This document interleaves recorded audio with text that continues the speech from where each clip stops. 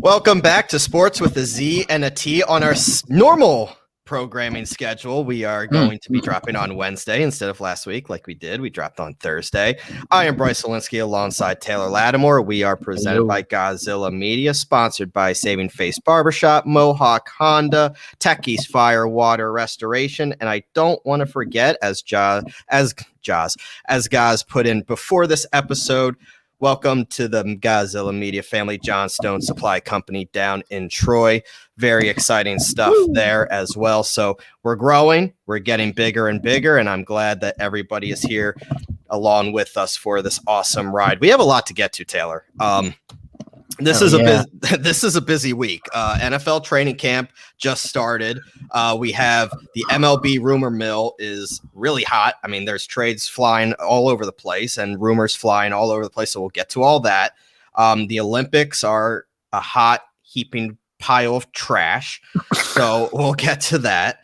And then if we have some time, we'll get to some college football realignment. So let's dive right into it. And you know, training camp started and everybody expects all the typical stories. You know, you look at the Cowboys as a talking point with them getting healthy. You look at the Patriots, you look at the Bucks, but the big starting point and the biggest question was all the way back to April before the draft. And I mean, even draft night, we didn't think he'd be a Green Bay Packer. We thought he'd be a Denver Bronco. Aaron Rodgers and the Green Bay Packers have made peace with each other. Aaron Rodgers is in Lambeau. He signed a new deal.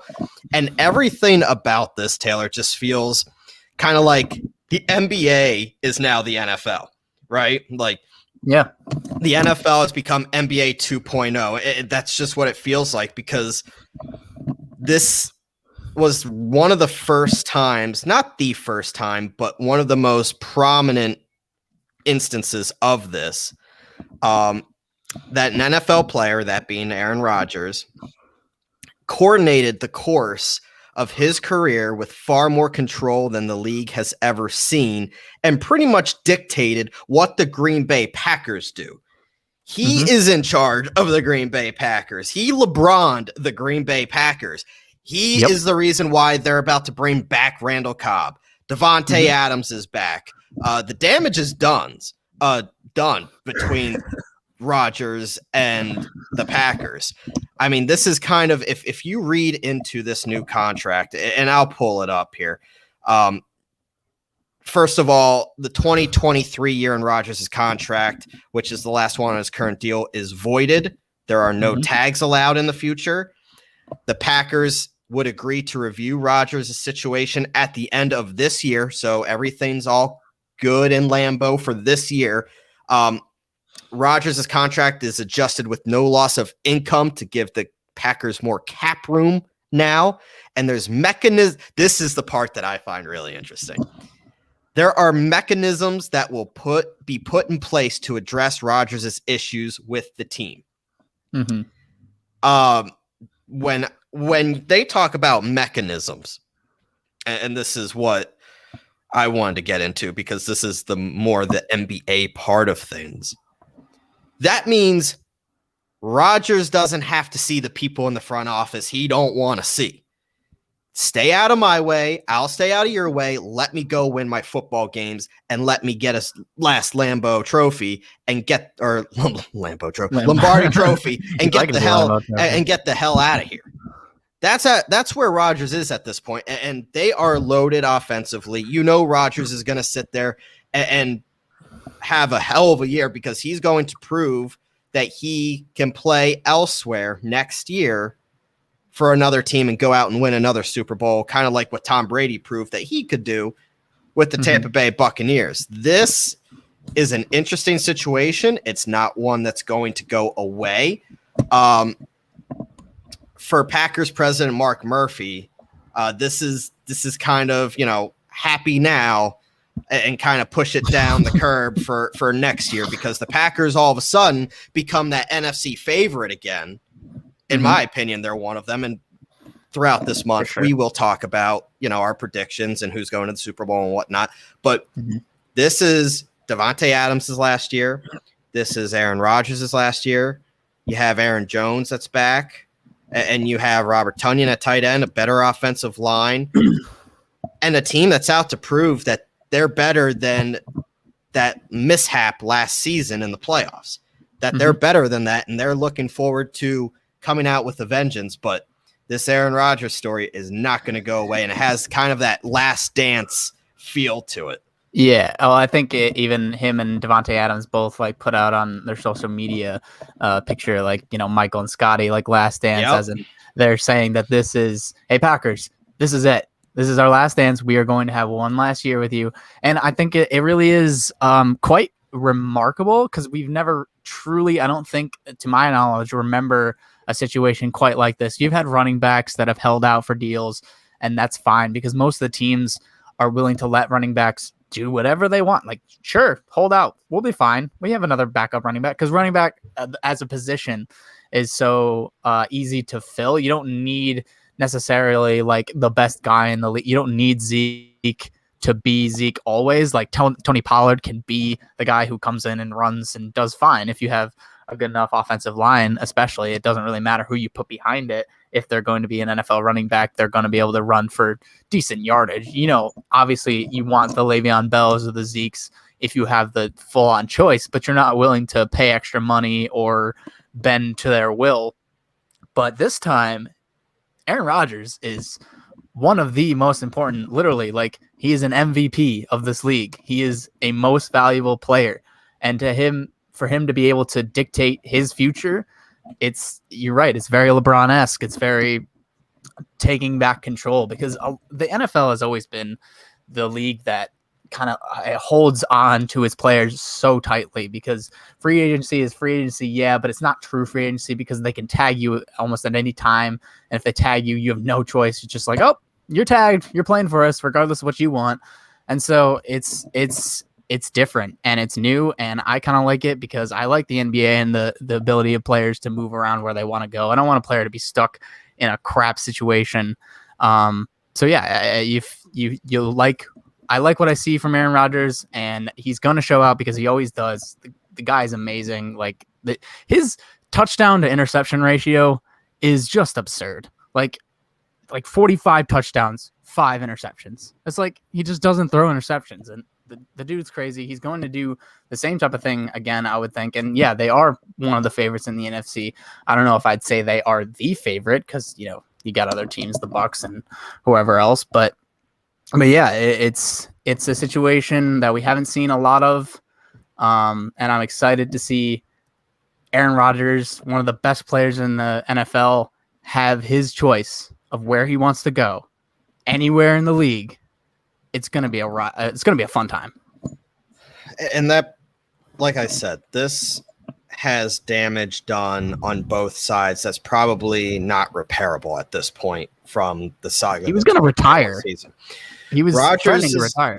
And this has been a conversation point across the nation as this story unfolded and obviously throughout the summer. Rodgers' approach to this offseason, to some, and I don't know if I'm there yet, and maybe because I'm not personally hurt by Rodgers because I'm not a Packers fan. Maybe you'd have a different view of it. Did this tarnish his legacy? I mean, there are pictures of Packers fans. There was I saw it on social media. I don't know. I'm sure you could look it up.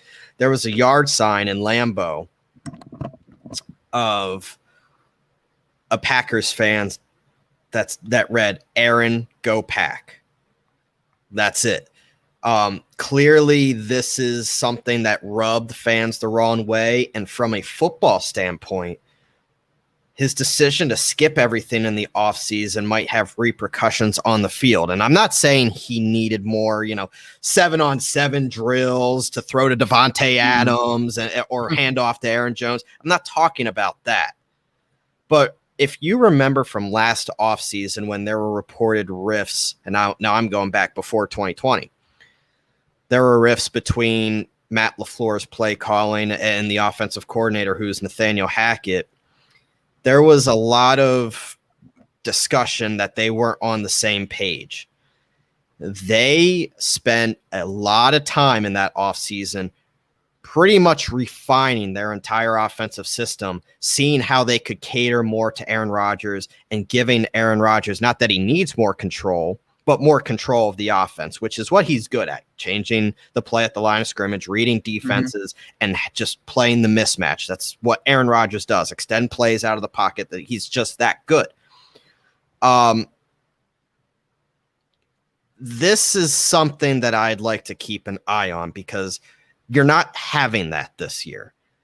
If Rodgers' demands are so outrageous, saying that he wanted influence over the new defensive coordinator was going to be, or how disrespected he felt, whether it's justified or not, this is something that the drama's not going to go away. And as much as you want everything to be fine and dandy, it's just not. And I don't know, there is a saying that says you're either getting better or you're getting worse. There's not staying the same.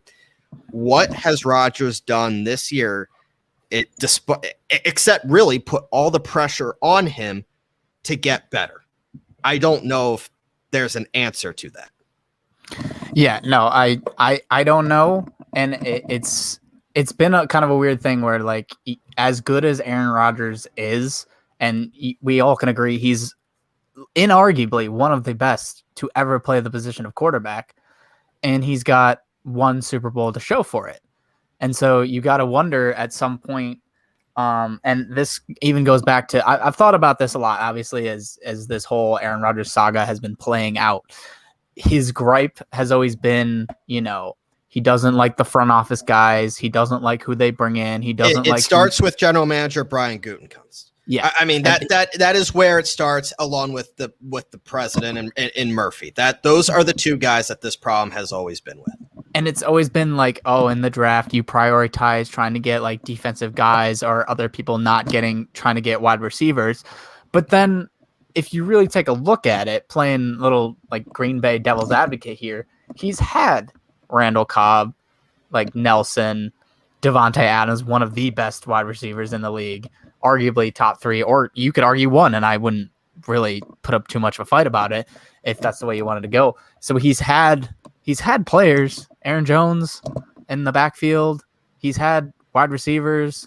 Yeah, doesn't have a full like Hall of Fame set of players all at the same time, sure, but like he's had weapons. So I really don't get where he's coming from in that respect, and I don't know if he should be complaining as much as he does. Well, I mean he's had plenty of opportunities to get to the promised land of getting back to a Super Bowl, and he just hasn't.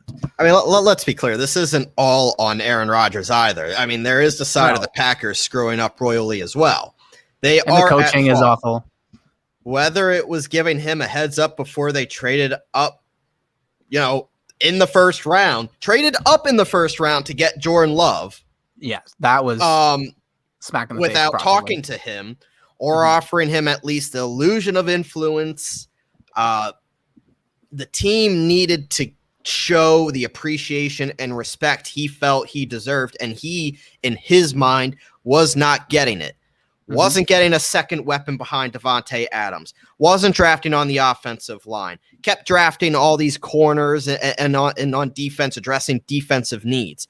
Rodgers has always felt that he was not getting the help that he, at this point in his mind, deserved. And maybe you agree that he does. I'm not saying I don't agree with it. I think they have done a horrible job surrounding Aaron Rodgers with more talent, and the things that he's done with what he's had. Granted, you have one of the best, if not the best, wide receiver in football in Devontae Adams, but that's really, for the past couple of years, been it.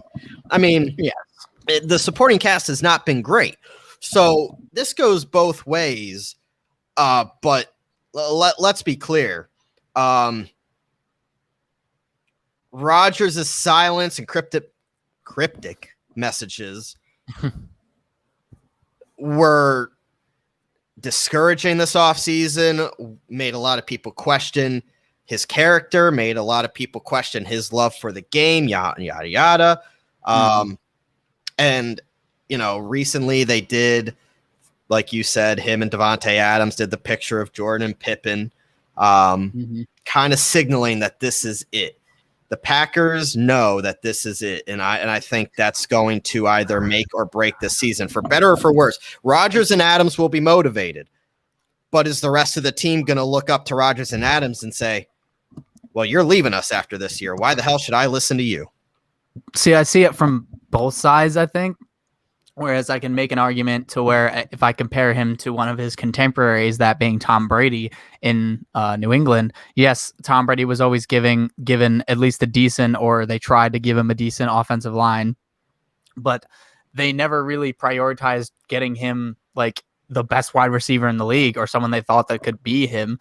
I mean, he's had weapons, but I mean, outside of Randy Moss, he's been working with, guys that I don't really think would have been like Pro Bowl caliber guys, and they're not, even with Brady. And if it wasn't for Brady, because I think that Brady elevates his teammates that much, I don't think they would have been anywhere close to the top of the league in any sense of the word.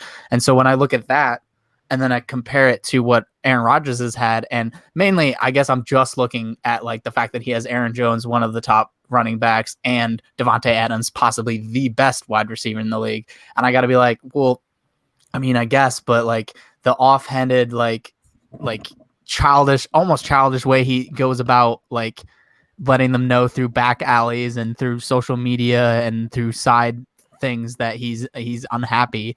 It's like, just man up and work with what you got.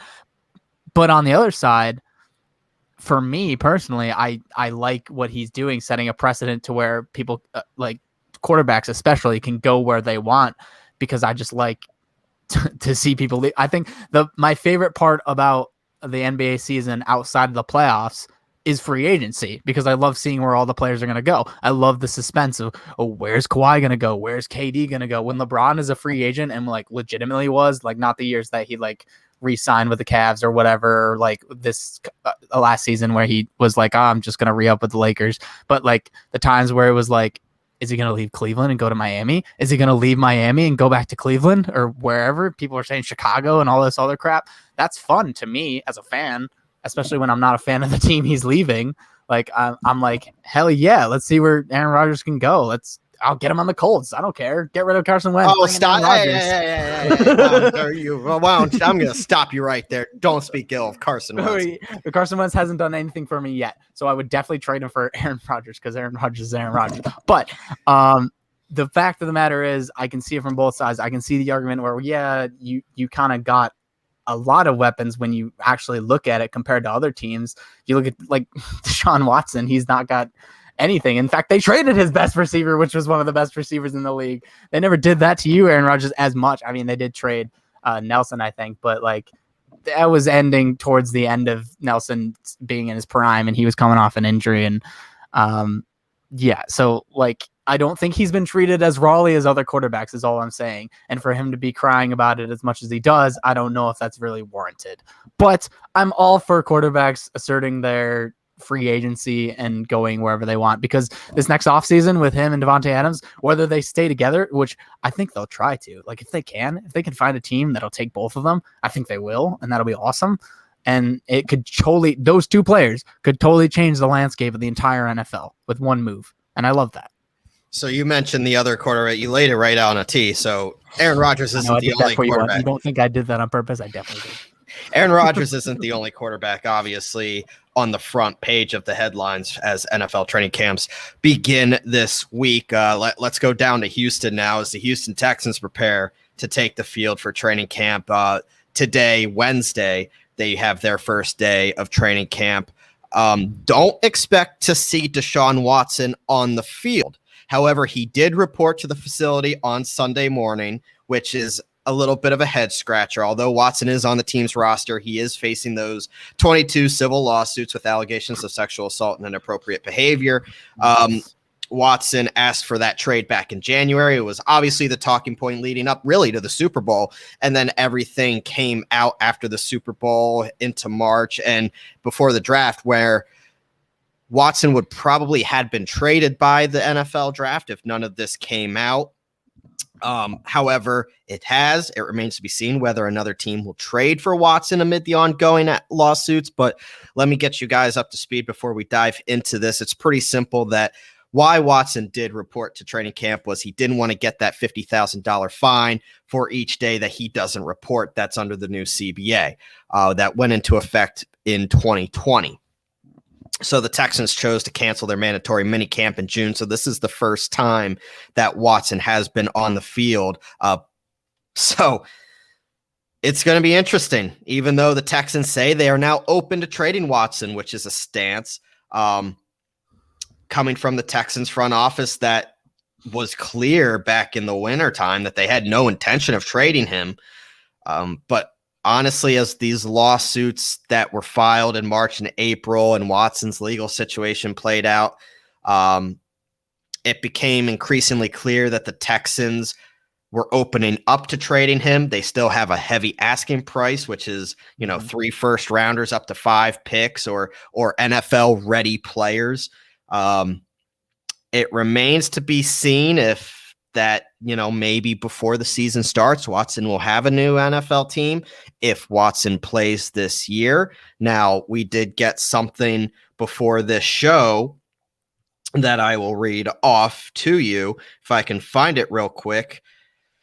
Doesn't look like I can, but it pretty much summarized that the fact that Watson will not be punished by the NFL or be put on the exemption list to date, basically because it's an ongoing investigation, and it is up to Watson not to be on the field, not the team, not the NFL's. So he is reporting, he is holding out, but you're not going to see him on the practice field. And there are 2 teams that have been rumored, and we can get into all of this. There are 2 teams that are rumored to be interested in Deshaun Watson's services. The Denver Broncos are one of them, and probably the most able and willing team out there is the Philadelphia Eagles with 3, potentially 4 first-round draft picks in the next 2 years. A lot of question marks around Jalen Hurts. I've been clear about my reservations with Jalen Hurts over the years, but they just brought in Steven Nelson. They have a roster ready to compete.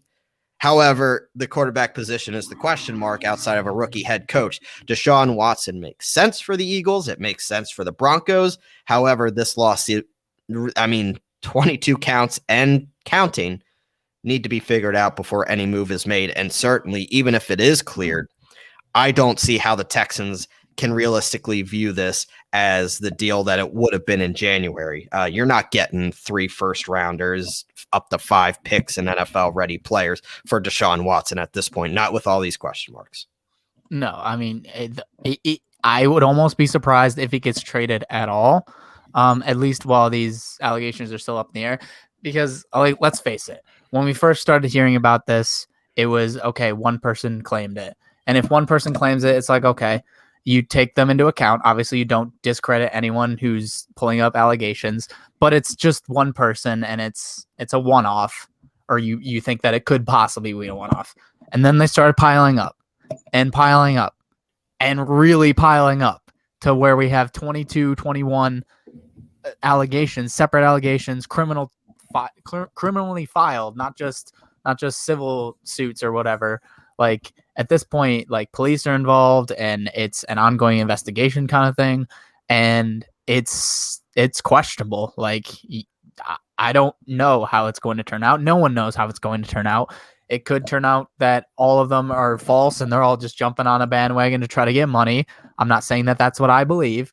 I tend to go the other way, to where, like I just said, like, 21 is a lot, and it seems like, where there's smoke, there's fire. And so I'm not casting any aspersions on Deshaun Watson's character, but at this point, you're not looking great. And so I would be hesitant if I was any team in doing this move, because it's kind of like the Antonio Brown situation, where, like, you don't know at what point the NFL is going to step in and say, okay, you're suspended for 12 games or 6 games or 3 games. The NFL is so unpredictable with its disciplinary action that you don't even know how many games he might miss, if he misses any, or if this whole thing just blows over if nothing is found and we move on. So yeah, I would be surprised if this trade happens quickly, and I would be very surprised if, like you said, they get like all that they're asking for, 5 high draft picks and a serviceable player. At this point, they'd be lucky to get maybe 1 or 2 high draft picks, maybe 1 high draft pick and a second or third round pick, and maybe a serviceable player, because it's a big question mark. You don't know how many games he'll be playing, whether he'll be playing at any point, and I don't know. They'll definitely get a haul because he's that good of a player, but how much it is and when it happens, I'm not sure that anyone can predict that. According to the Houston court system where this is all taking place, without a settlement, the lawsuits would not be resolved until after the 2021 NFL season, because depositions are scheduled for February 22nd of 2022. So even after this year's coming Super Bowl, this might still be playing out. So unless there's a settlement, teams are not going to be trading at all for a player that may be, who knows, guilty, not guilty, what the settlement would be. Yeah. With that being said, thing I didn't even think about is like, since it's a criminal matter, like if he were to be arrested, I mean, I'm sure he could pay bail or whatever else to get out. Now those depositions are civil, so there's a difference. Those depositions are civil. When you go to the criminal side of it, 10 women have filed complaints with Houston police about Watson. 8 of those women are among the 22 women who filed the civil lawsuits against Watson.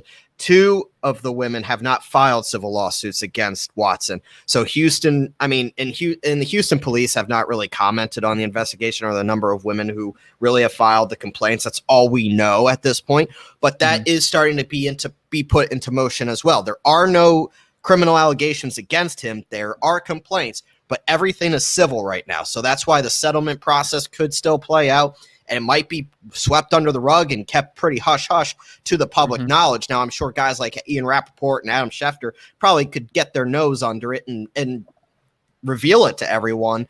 But I don't think you're going to fully hear it all. So what's next for Watson is really, like I said, if the Texans trade Watson, they've been in preliminary discussions with other teams, but there haven't been serious offers, and there won't be until teams know that he won't be put on that exempt list or he's proven guilty or innocent. If Goodell puts Watson on the exempt list, and this is the section that I was looking for earlier, it would prevent Watson from playing, but allow him to be paid. And the CBA says Goodell could put Watson on the list under 3 circumstances. That is, first, when a player is formally charged with a felony offense or a crime of violence, meaning that he is accused of having used physical force or a weapon to injure or threaten a person or animal, engaged in a sexual assault, which is the golden ticket right there with Watson. And I won't go into the whole legality of everything that they mention under 1. The second one, the third one, in cases in which a violation relating to a crime of violence is alleged but further investigation is required, that's the ticket on the third one. The commissioner may place a player on the commissioner exempt list on a limited and temporary basis to permit the league to conduct its own preliminary investigation. So the point is that even if he is proven innocent through civil court, the settlement happens, you don't really hear much about it, the NFL can have their own investigation, and that's where you could say, okay, Watson's suspended. It seems unlikely at this point because where the lawsuits stand in the short time, but over time, if this doesn't go away, the NFL will conduct its own investigation. I'll be sure of that.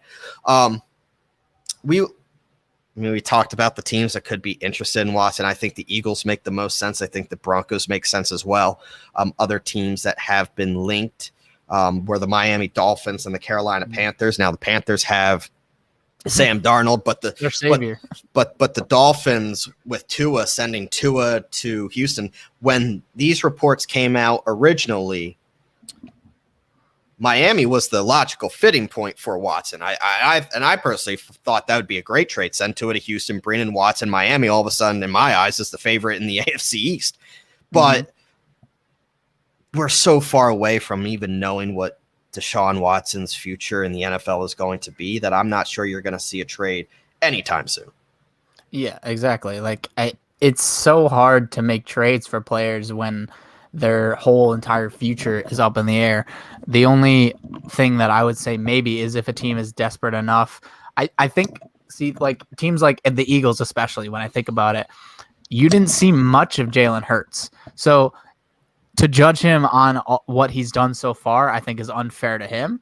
He did look not great at times. He looked serviceable at other times. And so it's kind of like, I think for the Eagles' sake, I think it would behoove them to play out this season, let Watson's, legal troubles lie where they lie, see what you have in Jalen Hurts.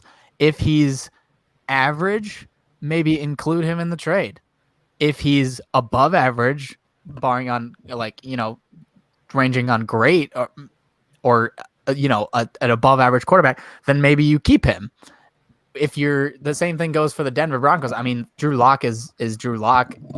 According to some people, he's one of the top 10 young quarterbacks in the league. But according to us, I don't think we believe much in Drew Lock. So maybe if you're Denver, you roll the dice and you just say, okay, we'll take Watson. What is it going to be suspended for, really? Like, in all seriousness, if the NFL really does make its own investigation, what's the maximum they could possibly give him for a non-violent, albeit sexually 12 related games. 12 games. Yeah, exactly. 12 games, which is, a good chunk of one season. But if you lock him up for seasons to come, he's still young. He's still one of the best young quarterbacks in the league, I believe. I really like Deshaun Watson.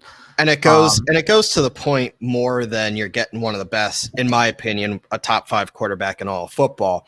Agreed. You have to view, how are people going to react to having Deshaun Watson? How are people going to view your organization? How are the players in the locker room going to view Deshaun Watson? And when it comes to the Eagles, like I personally, as a player, I would love Deshaun Watson on the Eagles. I think that makes them one of the top teams in the NFC. Like I said, they're a contending team, a quarterback away in my view, especially bringing in Steven Nelson at corner, solidifying that defense. But the questions around Jalen Hurts, man, I can't get past how bad I think Jalen Hurts is. However, you see all offseason, Jalen Hurts was organizing all these workouts and really getting to know. I mean, they drafted Devontae Smith. They were teammates in Alabama. They were working out together all offseason. Miles Sanders was with them. The rest of the receiving crew was with them. The offensive line spent time with Jalen Hurts, and he's been really embracing being the quarterback for this team, which you have to respect either way. You may not like him or not. And I don't like him, but I think at this point the Eagles are going to give Jalen that fair shot, and I think at this point too, like the Broncos are kind of at that point where Drew Lock is taking QB1 reps. Teddy Bridgewater's your backup. You know what they both are at this point, and they're both just not good. I mean, they're not Deshaun Watson. That's for sure. They're not Deshaun Watson. That is for sure. So they make a whole lot of sense, but none of it is going to happen anytime soon. We'll get into more. If I'm the Eagles, I'm in no rush unless you hear like definitive, like the Broncos are moving to try to do it. And at that point, it becomes kind of like a little bidding war. But if I'm the Eagles, I'm sitting back and just being like, we'll let it lie. If he doesn't play at all this year, if he sits out the entire year, then that's great. He has a year of rest. He's not going to get injured. He's just going to be chilling there, and he'll be ready to go whenever we're ready. And it gives them time. I mean, you never know. Jalen might be good. Jalen might be good. I'm not saying he is. I don't think he is. But how many games did he start? 4. He was 1-3. Yeah, and had the worst passer rating over those 4 weeks. Yeah, and Wentz was terrible on that team too. So. Shut up. Yeah, your team was bad around him. I think you should give Jalen a chance. No, and I think this front office is at the point of giving Jalen that opportunity. And I think, look, if the Eagles find a diamond in the rough in Jalen Hurts, say he looks like he can be an NFL caliber starting quarterback in this league, you have potentially four first-round picks to do something else with to make your team better, not spend it all on, Deshaun Watson. So there is a plus and minus to all of it, but we will have plenty of time over this coming month and season to talk about Deshaun Watson if need be. Your Colts, Frank Reich, head coach, entered training camp, was positive for COVID. He is on the quarantine list. No symptoms, but we wish. What's that? I have some thoughts. If we can talk about it quickly, the thing that came out where the NFL was like, if your team has COVID because of unvaccinated people, and we can't reschedule the games, you're shit out of luck, and you're gonna have to forfeit. That worries me because it's been reported that the Colts are one of the 2 teams with the lowest vaccination rate, and it's already started with the coach before training camp even starts. So let me just say I'm a little bit worried because I think the Colts could be one of those teams that gets an outbreak among unvaccinated people, especially, and has to forfeit a game or two. And they did say that it was if they couldn't reschedule, and I don't see why they couldn't reschedule unless they were just being stubborn like we won't. If it turns into a more than 1 week thing like we saw last year with some teams, that then it would become a problem. Baltimore, Pittsburgh kind of thing. Correct. If we've seen, we've seen DeAndre Hopkins, Darius Slay among players show their displeasure, I guess I should say, about the harsh penalties about not being vaccinated. You can have your opinions on whether you should be vaccinated or not. But the NFL is choosing to go the scientific route. And if the players aren't along with it, I mean, it's going to be tough luck. And the NFL has been the harshest on that stance out of all 4 leagues, which is good on them. They're not going to try and sugarcoat anything at this point. And they're going to move forward. If you're not with them, they'll leave you behind. And those are the teams at risk. Like you said, the Colts are at risk. I don't know. I don't think numbers have come out yet on who's the most vaccinated. I know there's 8 to 9 teams at this point that are over the 85% threshold. And there's only like 4 or 5 that are under 50. So I know the Colts are one of them. And the Colts are one of them. So I forget who the other team was, but it was like the Colts were one of the 2 lowest, like 40% vaccination. I don't even personally. I don't even know the Eagles number. I don't think that's ever come out. That's something I would have seen. It's only come out if it was like super important. And the Colts the number is super important because it's so low. And so it worries me. And I don't feel bad for the players like DeAndre Hopkins and stuff because the NFL isn't mandating that you get vaccinated. It's just saying if you choose to not get vaccinated, then we're not going to cater to you, which makes total sense. And I'm in total agreement with that. Let's talk this MLB hot stove because there are a lot of trades that could go down here in the next couple of days here. And even by the time the show airs, who knows what's going to happen? There's a lot of eyes on a whole lot of people. Where's Max Scherzer going to go? Where is Chris Bryant, Craig Kimbrell of the Cubs, Javi Baez? Where is he going to go? Andrew Chafin has gone to the Athletics as one of the pieces already. The Phillies are in talks. They're finalizing that deal now. It has hit a snag a bit. I'm getting my phone blasted as we're recording this that it's delayed, but the Phillies had agreed to a trade with the Pirates to acquire Tyler Anderson, one of the Pirates pitchers. So starting pitching is starting to come off the table.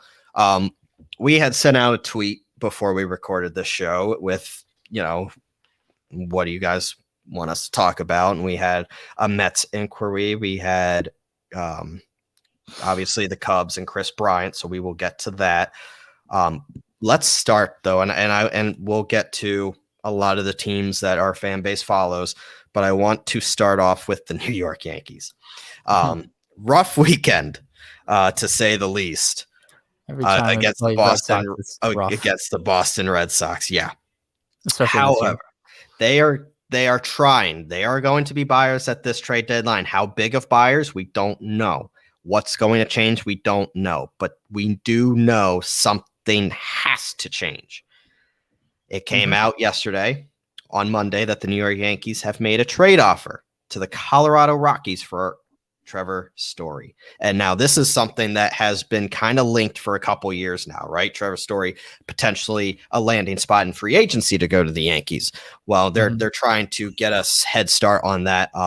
There's no evidence of any traction at this point per John Heyman. Buster Olney reported last week that the Yankees had checked in but the Rockies are in full fire sale mode, and the Yankees are one of those teams that maybe you pair Gleyber Torres in this trade, reconfigure your infield a little bit. However, Trevor Story is having a down year, which is going to complicate things. He only has 12 home runs and 46 RBI through 85 games, and half of that has been out in Denver. So he's been having a down year. He's battled right elbow inflammation already this season, which can explain his underwhelming production at the plate, I think.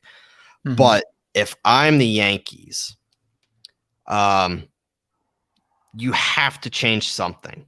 And I know they're in for starting pitching.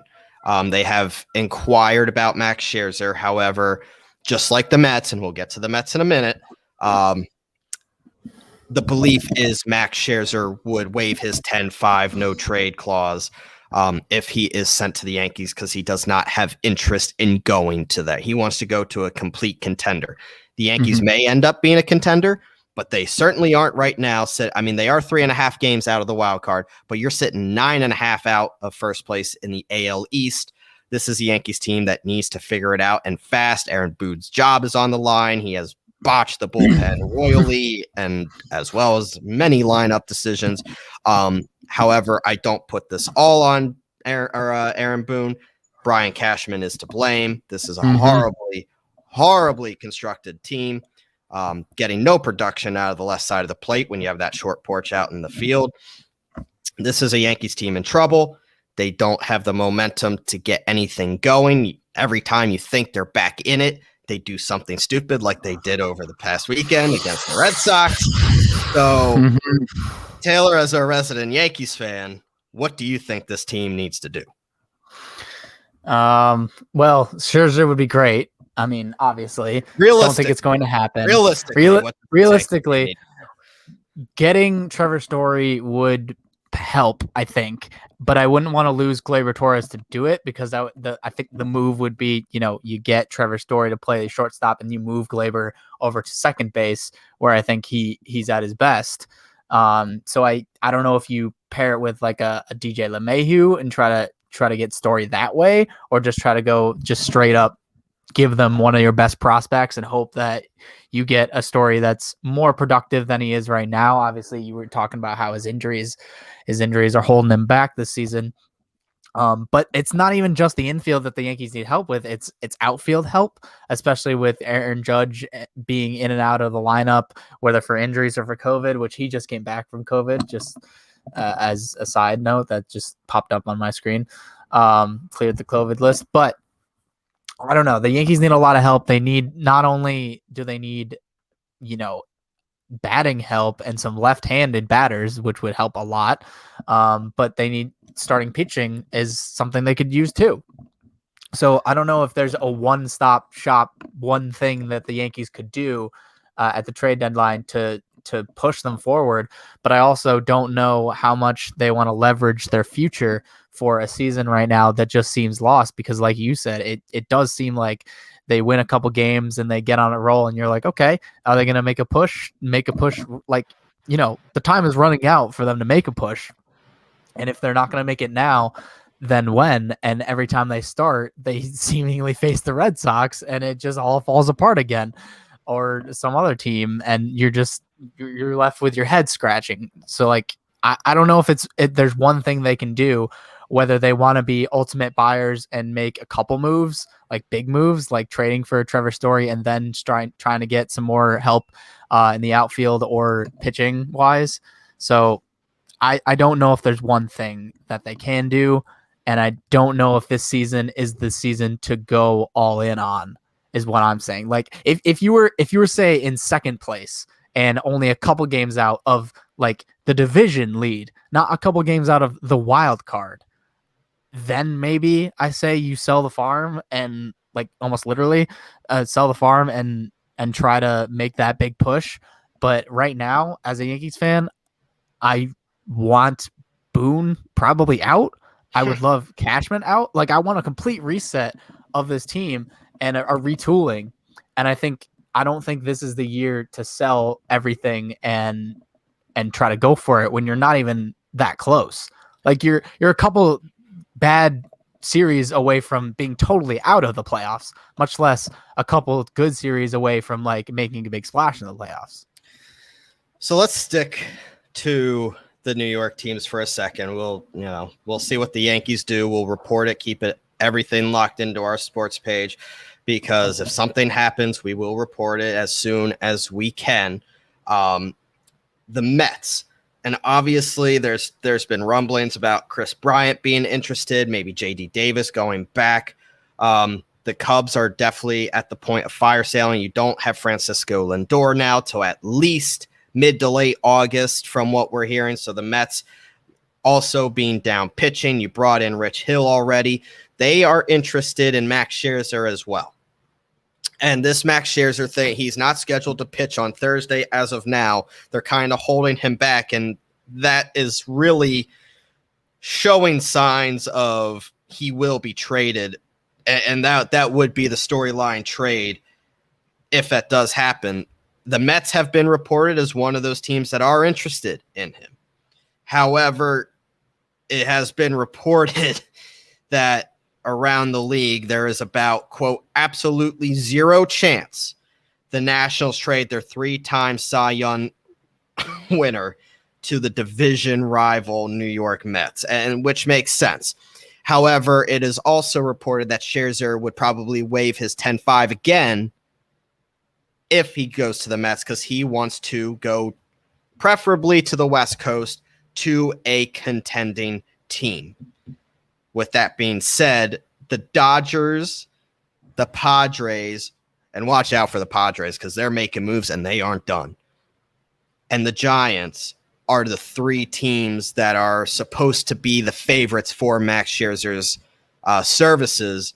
The Padres have already made a couple moves. The Dodgers are without Bauer probably for the rest of the year. I think it would be safe to say. Report the players don't even want him to come back, even if he could. Right at this point, which makes complete sense. I mean, it is what it is. Well, now you're without Clayton Kershaw for the time being. All of a sudden, your pitching depth is shot. You're trying to keep pace. Now, the two teams that don't win the NL West are going to be the 2 wildcard teams. Let's be clear about that. But the Dodgers need that depth if they want to defend their World Series title, and Max Scherzer would be as good as any to help with that. And you are going to get Kershaw back at this point, but don't bank on Bauer. Scherzer's an interesting name to keep an eye on. I think if you're the Mets at this point, you're looking something more. You're going to be kind of dumpster diving, looking for that diamond in the rough, whether it be John Gray, Drew Smiley, Mike Minor, maybe Jay Happ, Michael Pineda, Jose Quintana, John Lester, guys like that. Something that can give you innings and hopefully stay healthy at this point. But in terms of the Mets going star hunting, don't expect it. They're already reported out on Jose Barrios as well. They were? Yes, they are reportedly out on Jose Barrios. Because that's what I was going to bring up. I hadn't heard that they were out on him. Per John Heyman, and this was this morning around 10 o'clock, Twins ready, Jose Barrios is not a Mets target at this time, in fitting with the point that New York prefers rentals so that they don't deplete their farm system. That's fair, I guess, but I would think at some point you'd want to make especially when they're still leading the division, correct? 3.5. Phillies are 3.5 back and coming on strong. Okay, so I don't see why you wouldn't want to sacrifice. Like, all right, so what the comparison I literally just made, where the Yankees are 3 games out of the wild card, and I don't think that it's time for them to sell the farm and try to make that push. The Mets are in the opposite situation where they literally are leading the division, and I think if any a time, now is the time to push. Now is the time to go for Barrios and try to get that. You can have him be a long-term option. And if you paired it with someone, I mean, it might be a stretch, but trying to get like Donaldson as well, and that would fill another positional need for the Mets. So if I'm the Mets, I push now because you're already leading the division. So now you're not even just pushing for the playoffs. You're already you're not locked in, but you're competing and you're up there right now. You're holding strong for the moment in the playoffs. Push for the World Series. Push it now. Try to get Chris Bryant or Josh Donaldson and Barrios if you can, and solidify, especially because your starter, obviously your main gun is DeGrom, but he's in and out of the lineup so much because I think he just throws so hard and so ridiculously that his arm just literally can't handle it. But yeah, if I'm the Mets, I push. I don't know why. I get the wanting to save your farm system and you don't want to like sell it all, but to a point, I think at some point you need to make the move when your window is coming. Championship windows are so small and fleeting sometimes that if you're on the cusp of it, I think you should push for it. That's just my thing. So the NL East right now, as it stands, the Phillies are 3.5 behind the Mets, and the Braves are 5. The Nationals are clearly at the point now where they believe they're selling, and then the Marlins are even further back. They're about 11 or 12 games out, I believe. With the Mets not really sure what they're doing, you have the Phillies that are acquiring Tyler Anderson. They're not done. Are interested in Craig Kimbrell from the Cubs. They're interested in Richard Rodriguez from the Pirates. They might go and get another depth signing. They might sign Cole Hamels as well.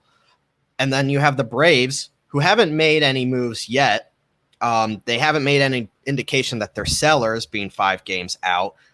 They are reportedly in on guys that the Mets are in on, that the Phillies are in on. So these teams, the Braves and the Phillies, are seeing the window to come and chase the Mets.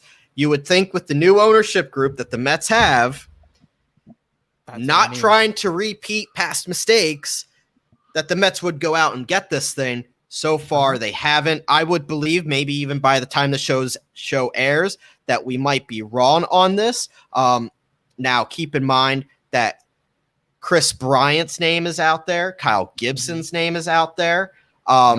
Before we go on to our next spot, which is going to be Olympics, we'll close out with the Olympics this week.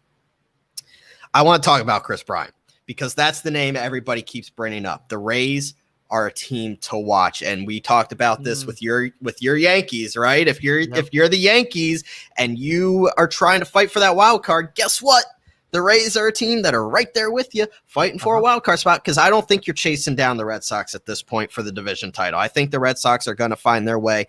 Watch the Cubs. I keep going back to the Cubs. The Cubs are going to have a fire sale. Anthony Rizzo is reported to be a favorite of the Red Sox, as well as bringing back Kimbrel. They might bring back Kimbrel. Not that they need Kimbrel, but they might bring him back to bolster that back into the rotation. Just to turn the knife a little more for you, Adam Ottavino has been fantastic for them this year. I've also heard trade rumors about Javier Baez, that he might be on the move as well. Right. Javi Baez could be on the move as well, but I want to get to Bryant here. The Rays, obviously, big pre-deadline splash and acquiring Nelson Cruz. They're adding that pop. They've had preliminary discussions about Max Scherzer, and they're also in discussions for Kyle Gibson and Chris Bryant. The Rays, all of a sudden, they brought up Wander Franco. Wander Franco is there. All of a sudden, the Rays are kind of seeing that they've been able to maintain with their system a very competitive baseball team, and they see a AL West that with the Yankees struggling and the Red Sox being a good team, a first-place team, but nothing I would be scared of if I'm the Rays. Outside of that, the AL West is wide open. Absolutely wide open. Chris Bryant, my goodness, if you put Chris Bryant into a Rays uniform, adding both Nelson Cruz and Chris Bryant will represent a major boost to an already solid Tampa Bay lineup. KB would bring the versatility that a DH only player like Nelson Cruz lacks, so you get somebody in the field. You can use them. Now, watch the Phillies on Chris Bryant as well, because him and Bryce Harper are boys, and Bryce Harper has been pushing ownership for this, and they have Alec Boehm is not materializing like they expected. So watch the Phillies on this as well. But KB is a guy that he can play in the outfield, and he can play any corner infield position. This is a guy that could put the Rays over the top. Personally, I think Chris Bryant is going to go to the Rays from what it sounds like. I would love him in Philadelphia, but the Rays are looking for that splash that they very rarely make. And I would keep an eye on him. Yeah, I also heard Chris Bryant to the Rays. And I think it makes a lot of sense. I think that makes the Rays even scarier than they already were, especially, they were just in the World Series. And to say that they could come out, get Chris Bryant, reinforce everything that they had, and just keep that push, they could definitely win the AL East, and they could repeat, go back to the World Series. I could see it happening. The Red Sox only scare you if you're the Yankees, because they just have their number this year, and it's awful, especially as a Yankees fan. It's awful, but I think the Rays, if they made without Chris Bryant, they could still make a push and for the World Series. And if they add him, that just makes that team all the scarier. I wouldn't want to be part of it. In my opinion, and we'll have to do a winners and losers at the trade deadline segment next week, because we obviously don't know by the time this show airs and when we record, obviously, who would be winners and losers at the deadline. We still have the rest of the week to get through, but it's starting to heat up. So keep it locked into all our Twitter accounts. It's all below. It's been playing all show long at sports_podcast, as well as mine at ZBryce21 and T-Lats, 2 T's and 2 S's. Keep it locked in there, as well as the MLB hot stove heats up. What else is heating up are the temperatures, and it's summertime, and it is trade-in vehicle season. So a lot of people want to trade in their car right now, and this is the time to do it. The money is as good as ever. So you go to a dealer and you want to trade in your car right now. Every dealer wants your car right now because they're selling like hotcakes. They can't keep them in the lot. There's a shortage of inventory in the market, believe it or not. And so you trade it in and get the money in your hands. But now what? You don't really have anything to buy because all these sellers don't have anything.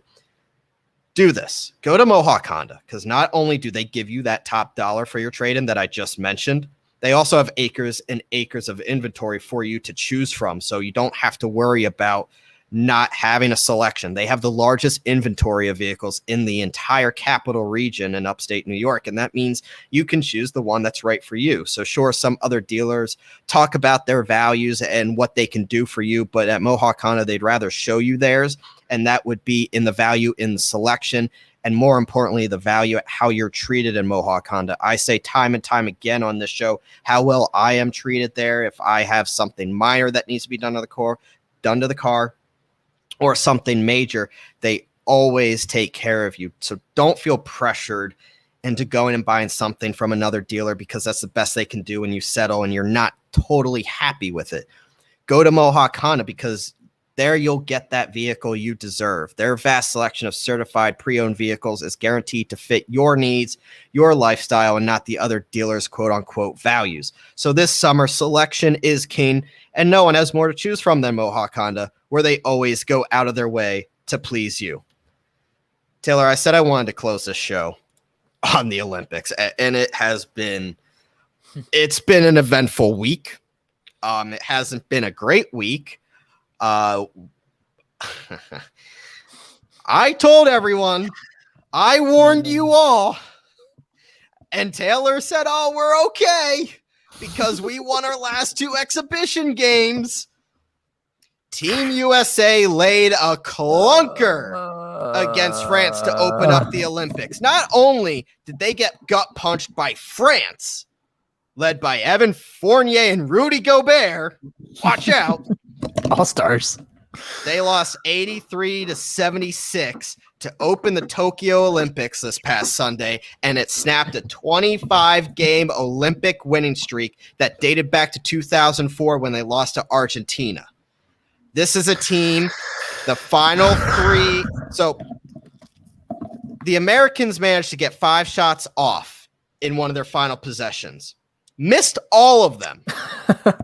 The final 3 were wide open 3-point attempts. One of the France players was on the ground during this whole stretch. Keep in mind that France had a player laying on the ground in agony during this time. They were playing 5-on-4 in the last 20 to 30 seconds. Zach LaVine, Kevin Durant, and Drew Holiday all missed wide open 3-point attempts.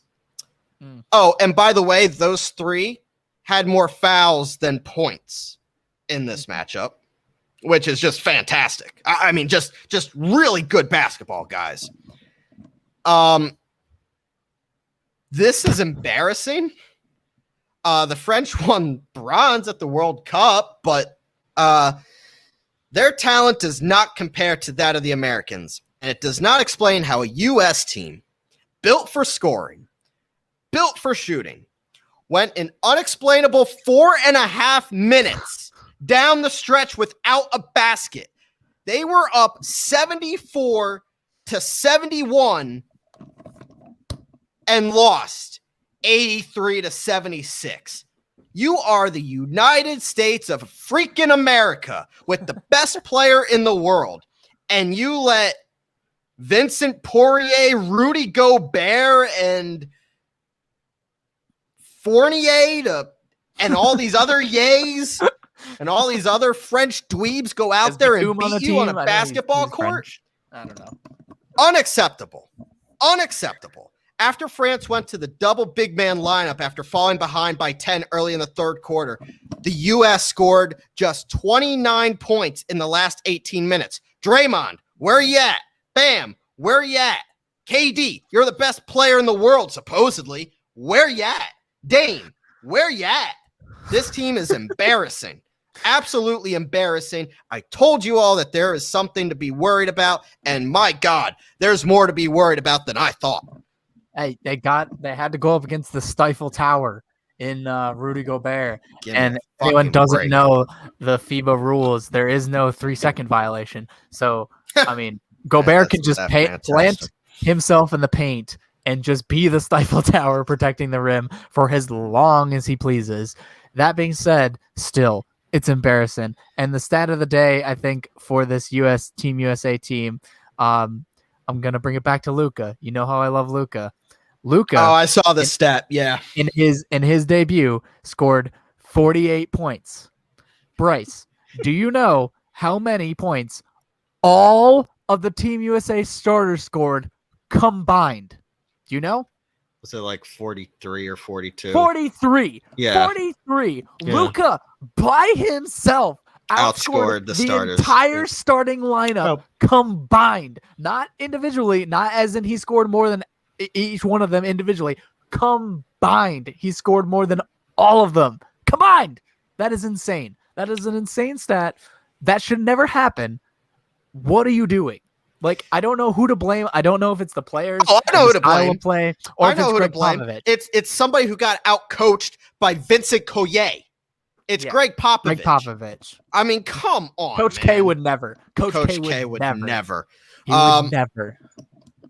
You know, Popovich does all the talk about how they're fine, how you have, he said, well, we have a history of dominance, maybe not always blowing people out, but we have a history of winning. That's a straight up lie, because we do literally have a history of blowing everyone out. That's why it's always a joke when we go to the Olympics with the team and USA, it's fun to watch. I love watching us blow out everybody. I love watching it. 164-93. Team USA beats Nigeria. That's what we're used to. Not Nigeria wins, France wins, and USA can't get a freaking win in the group stages. This was by far Kevin Durant's worst game of his storied Olympic career. He got in foul trouble and shot 4 of 12. He struggled against Gobert on switches, forced him from the floor after he had a hot start, scored 7 points in the opening minutes. He ended up fouling out in just 21 minutes. The Americans now, you have to win your final 2 games just to get to the medal round. Mm-hmm. When this show airs on Wednesday morning, the United States plays Iran, and I've been joking about this matchup for weeks now, ever since we started talking about Team USA and their struggles. They play Iran at 12:30 on Wednesday. They open up, Taylor, as 41.5-point favorites. See, that's what I'm used to in the Team USA. Like that's what it should be. Like we should always be like 40-point favorites. We're playing with the best players in the world against role players mostly. If this team loses to Iran, so help me God. You don't want me on this show next week. I think Twitter will burn down. NBA Twitter will just burn down. Oh my God. Could you imagine? The slander. Like is there even anybody in the NBA from Iran? I don't think so. I don't, not off the top of my head, but maybe.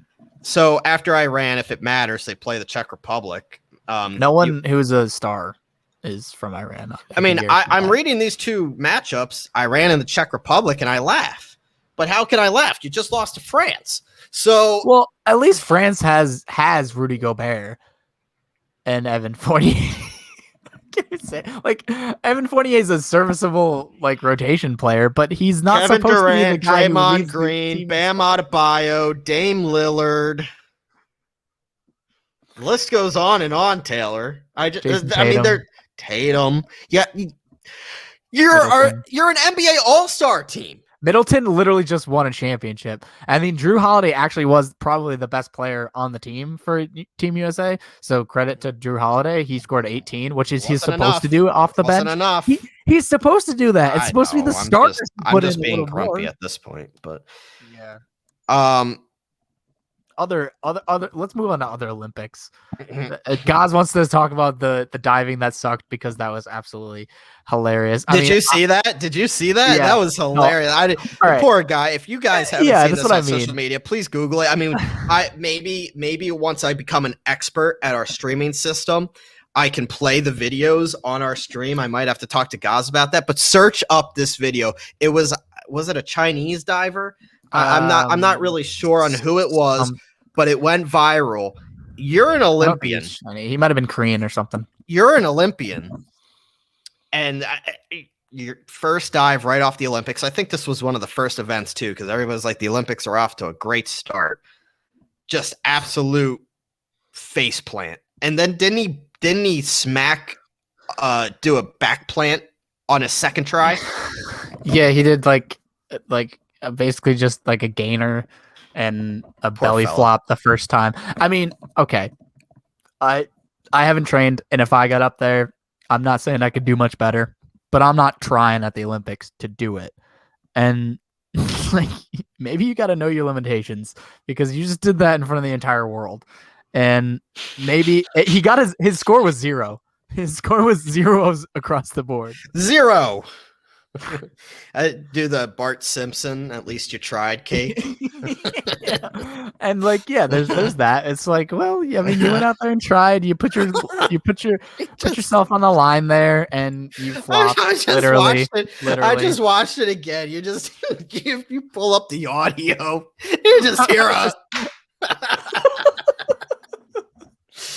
And then he looked up like but no, the thing is, he looked up and thought he did good. He was like, "What did I get? You 0." You just see the coach like shaking his head, looking down at him. Like it's been a bad Olympics. It's been bad. It was like they had to fill. They had like 6 spots they had to fill, and they only had 5 divers. So they just grabbed someone off the street, be like, "You want to dive? Sure, let's go. Sure, why not?" I mean, he does get the benefit of the empty stadium, though. Like I feel like I don't know if he could have done that or would have done that if the stadium was full. I watched obviously the US game, but outside of that, I have not watched I mean, I'll watch it if I have it on the TV on the side, but I have not watched the Olympics. I mean, whatsoever. How about Simone Biles pulling out and Team USA losing? And can I also say I don't fully understand how Russia is at the Olympics because it was my understanding that the country of Russia has been banned. It's not the country. It's the Russian. It's the Russian Olympic Committee, which is bullshit in my opinion. I mean, I don't want to like disparage all these athletes who came for Russia and didn't have anything to do with the doping, but I mean. If you're gonna let the Russian Olympic Committee go, why not just call them Russia? Because that's what you're calling them. Like the ROC, but it's like who won the gymnastics Olympics? Well, Russia did. let's They won touch gold. on Simone before we. I have a really good story that I need to share with you, but let's get serious for a second and talk Simone. It has come out obviously that she left the women's gymnastics team at the Tokyo Games because she was afraid she would be injured if she continued in a rattled state of mind. It's coming out that she probably will not compete in her individual events either. It sucks. It came out that she said she's fighting all those demons, couldn't hold them back. It might be her final Olympics. That's the hard part. She's one of the best gymnasts out there Ever. It was stunning to hear. It's been just another dagger to the side of the headlines of these Olympics. She dominated at the team event. I mean, everybody thought she was set up for a lot of success out in Tokyo. And this She has comes a move that only she can do. Like, yeah. This comes hours after Naomi Osaka, who was upset in the third round of the women's single tennis tournament, pulled out, who spoke of buckling under the high demands of the Olympic stage, having lit the Olympic cauldron, carried the expectation of her home country, Japan, and for her to win gold. This has been an unimaginable turn of events for the Olympics, period. It's very rare that you see athletes admit to significant doubts during the games, withdrawing an event because you worked so hard to get there. And this is the culmination of who knows what the difference is. Is it putting too much pressure on yourself? Is it the fact that you can't have your friends and family there, not having the fans there? The continuous worry about maybe getting COVID, getting sick, not knowing what you're going to be doing day in, day out, the strict guidelines that are out there. It's not an enjoyable atmosphere, to say the least, out in Japan. So I can only imagine what these athletes are going under, the stress, the pressure, all while trying to compete and succeed in the Olympics. Keep in mind, I mean, some of these people are, 20, 30 years old, not even 30 years old. I mean, they're in their young 20s. When it comes to Biles, she's only 24. But keep in mind that she has gone through the stress of being the face of the games for NBC. She talked about her abuse at the hands of Larry Nassar. She tried to manage her sponsor obligations while preparing for the Olympics. Then she had to go to the Olympics, deal with all of this. Most athletes don't go to the Olympics being a diplomat at the same time while trying to focus on being an athlete. So for being a 24-year-old person, this is a huge burden for her, and it sucks. I wish her nothing but the best, and I hope she can compete again. I'd love to see her again in 4 years when she'd be 28, but who knows if that's really realistic at this point. But it just sucks on top of everything that we've already been dealt in the 1 week of these Olympics going on. Yeah, and obviously you feel for Simone and you support her decision to focus on her mental health. Who cares about the gold medals when it comes down to it? I mean, they're just medals. We'd like to see her compete, obviously, because we want her to represent our country, and she's one of the best to ever do it, and I'd like to see her succeed. And so I hope she can, as far as we're seeing here, she's taking today, or Wednesday, which will be the day that this comes out. You're listening, it's today, as a mental health day, like a mental rest day, and then she'll see how she feels going into Thursday and the individual all around, whether or not she will compete. I hope she does, but only if she's, mentally able to. And this year's been, it's been taking a toll on all of us. It's not just like, I think everyone understands at this point what it everyone's going through, and I feel like being at this Olympics in this particular country at this time with everything going on. It's almost like you went through all of COVID, right? All of last year, all of this year, things, at least here, Delta variant aside, are starting to get back to semi-normal, to where if you're vaccinated, you can not wear your mask out most places and whatnot. And then, well, starting today, that changed again. Yeah, I know. The CDC, not thrilled. Whatever. Not but thrilled.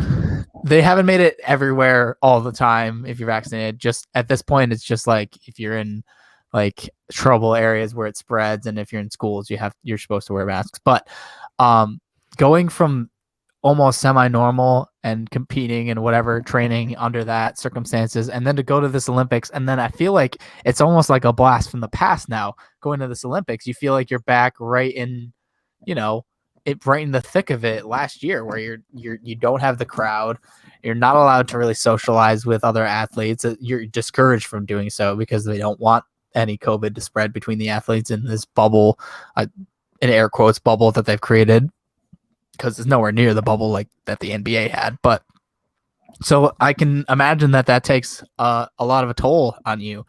And, we hope that she competes, obviously representing the United States and for herself, because we know she would win. At least I believe she would win. That the team, I think, would have won if she competed. And I think she definitely is a shoo-in to win the individual all around if she does compete. But yeah, it's sad to see, but also you understand where she's coming from. I think we've all had a hard year, and on the one side, obviously we want her to get right, but I also hope that she can overcome it and then come out and win, because that's just like another reason to bring us all together and just like celebrate that you can overcome mental illness and still compete at such a high level and be the best in the world. So, if she plays, she plays, and I'm rooting for her too. But if she doesn't, I support her either way. I think we all do. It's a hard year. It's a hard year. COVID has sucked, really hard, to say the least. Yeah, I think everybody's in agreement on that. I do want to get to one last story before we go. Did you hear about Morocco's boxer, Younes Bala? No, of course you haven't. He was disqualified from the Olympics for pulling a Mike Tyson. He attempted to bite the ear of New Zealand boxer David Nyika in their bout the other day. The two-time Commonwealth Games gold medalist was dominating Bala in the first two rounds of the men's heavyweight round of 16 when a frustrated Bala attempted to bite the ear of Nyika. Nyika responded. He didn't get a full mouthful. Luckily, he had his mouth guard in, and I was a bit sweaty. I don't remember what I said to him, but I gave him a little bit of a cheek. There is video, and I mean, he does. He tries to go full Tyson on him. Nyika won the fight 5-0, said this wasn't his first brush with the Mike Tyson-like move. He said he has been bitten. He was bitten on the chest before. But yeah, the boxing task force, I didn't know there was such a thing, put out a statement on Tuesday that Bala was disqualified for unsportsmanlike conduct behavior after he was very clearly intended to bite the ear and face of his opponent in the third round of the bout. Nyika posted pictures of the close call on his Instagram with the caption, "Somebody's got a sweet tooth," but posted another picture shortly after asking people not to reach out to Bala in retaliation. So we got let's see here. We got Team USA losing all over the place. You got the COVID cases rising all over the place. We talked about all the negative, and then you got Mike Tyson-like moves in boxing. Yeah, the bad, the ugly, and the uglier for the Olympics. How do you think that you're gonna get away with that? Like, there's gotta be so many cameras there, especially when there's no crowd. I mean, there would be anyway, but with no crowd, is like the only way that people see the fight, like the events, is through probably like 90 different cameras pointed at you. You're not gonna get away with biting. I understand you're frustrated, but come on. Oh, ridiculous. I want to be like Mike. That's all. This Olympics, or whatever you want to call them at this point, have been events. Quite the It's been quite the event, that's for sure. Quite the event. And through all that, the U.S. still leading in medals. After all of this, Merca still leading the medal count. We will obviously update you if needed. We will touch on Team USA next week. Hopefully by then we know that they are in the medal round. Not sure if they actually, we need to be worried about that. They do play Iran at 12:30 on Wednesday, then follow Czech Republic later in the week. We will keep you updated on any big-time MLB trades that go down. Keep it locked into this at Sports with the Z and a T podcast Twitter page. That is where all you need to know will be, as well as the NFL training camps going on. A lot of people's first practices are Thursday. Next week, we will touch on the NBA draft, which is this Thursday. Obviously, we know who's going number 1 overall in Cade Cunningham, but we don't know who will actually make that pick.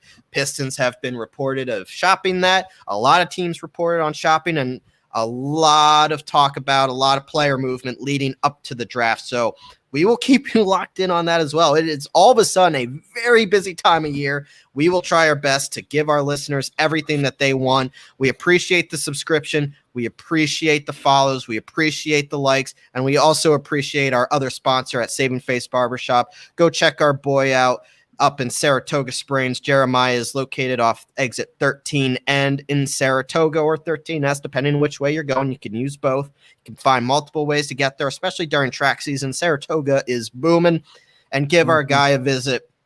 You can have close face shaves, any style that you want. You can they do offer at home cuts as well, but I don't recommend that. They have an awesome atmosphere there, great prices, and you will not leave unhappy. They will not let you leave that building until you're happy with the style that they give you. Great guys to talk to as well, and just a really cool atmosphere to be in. So check out Saving Face Barbershop up in Saratoga Springs. Mention Sports with the Z and a T. You might get a little extra there on the side. So just throwing that out there as well.